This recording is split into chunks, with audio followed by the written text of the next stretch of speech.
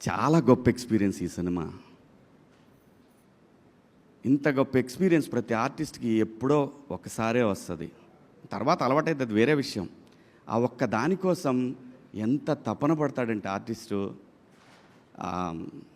ఎక్కడన్నా ఎడారిలో ఎక్కడన్నా మంచినీళ్ళు ఓ 24 hours దొరకకపోతే ఎంత అప్సెట్ అవుతాడో, ఎంత తాహతహలాడుతూ ఉంటాడో. మంచినీళ్ళు మంచినీళ్ళు మంచినీళ్ళు మంచినీళ్ళు మంచినీళ్ళు అల్లాడిపోతాడో. అలా దీని అమ్మ ఒక్క క్యారెక్టర్. అలాగే నేను సినిమా పేరు చెప్పను, కానీ నేను బిగ్ బాస్ హౌస్ నుంచి వచ్చిన తర్వాత వెళ్ళలేదు. అప్పటికి వెళ్ళకముందు ఓ పెద్ద పాన్ ఇండియా సినిమా, ఓ పెద్ద క్యారెక్టరు.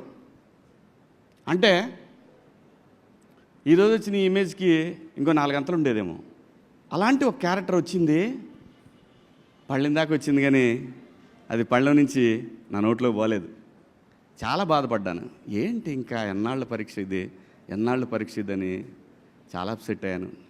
కానీ బిగ్ బాస్ హౌస్ నాకు ఏం నేర్పిందంటే లైఫ్లో పేషెన్సీ, ఇంకా పేషెన్సీ. ఇది ప్రతివాడి లైఫ్కి అవసరం. మరీ ముఖ్యంగా కష్టాల్లో ఉన్న వాళ్ళకి, బిలో మిడిల్ క్లాస్ వాళ్ళకి కూడా, ప్రతి ఒక్కడికి కూడా పేషెన్సీ అనేది చాలా ఇంపార్టెంట్.